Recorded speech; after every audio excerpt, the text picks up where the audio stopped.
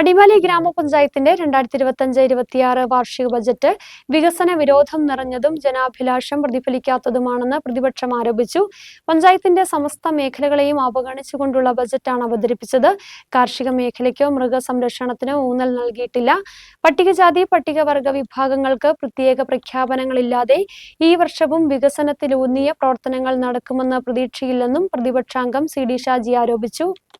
അടിമാലി ഗ്രാമപഞ്ചായത്ത് ഇന്ന് അവതരിപ്പിച്ച 2025-26 വാർഷിക ബഡ്ജറ്റ് വികസന വിരോധം നിറഞ്ഞതും അതുപോലെ തന്നെ ജനാഭിലാഷം പ്രതിഫലിക്കാത്തതുമായ ബഡ്ജറ്റാണ് ഇന്ന് അവതരിപ്പിച്ചത്.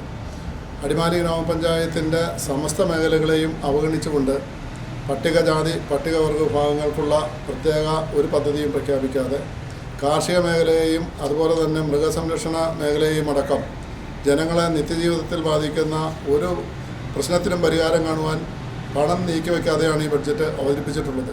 അതുപോലെ തന്നെയാണ് മാറിയ കാലഘട്ടത്തിന് അനുസൃതമായിട്ടുള്ള വ്യവസായ സംരംഭങ്ങൾക്കും കുടുംബശ്രീ സംരംഭങ്ങൾക്കും പണം അനുവദിച്ചിട്ടില്ല എന്ന് മാത്രമല്ല, കാപട്യം നിറഞ്ഞ ബഡ്ജറ്റാണ്.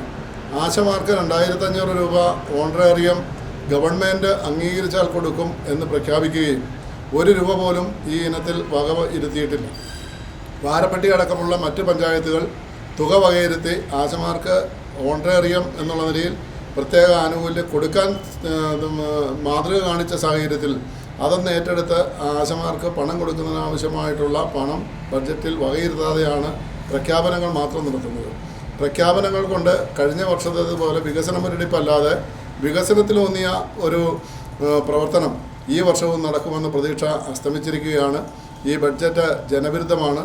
ഇതിന് ഉള്ളടക്കം ചെയ്യേണ്ടതായ വസ്തുതകൾ, തുകകളടക്കമുള്ള കാര്യങ്ങൾ അതിനകത്ത് ഉൾക്കൊള്ളിച്ചുകൊണ്ട് ഈ ബഡ്ജറ്റ് ജനഹിതം ആക്കണമെന്നാണ് ഞങ്ങൾക്ക് അഭ്യർത്ഥിക്കാനുള്ളത്.